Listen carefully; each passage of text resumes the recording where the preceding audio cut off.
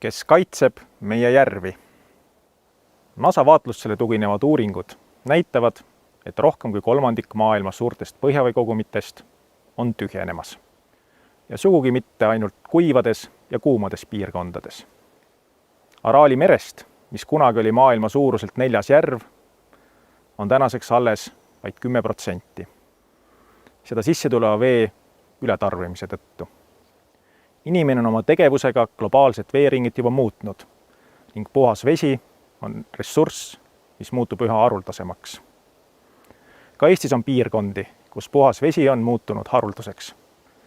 Siia, Ida-Virumaale on koondunud meie peamised keskkonnaprobleemid ning siit tuleb peaaegu kogu meie elektrienergia. Eesti järvede rikkama paiga kaitseks loodud Kurtna maastikukaitseala on kui viimane killuke loodust kesktööstusmaastikku. Kurtna-Kuradi järv on üks enim inimtegevuse käes kannatanud järvedest.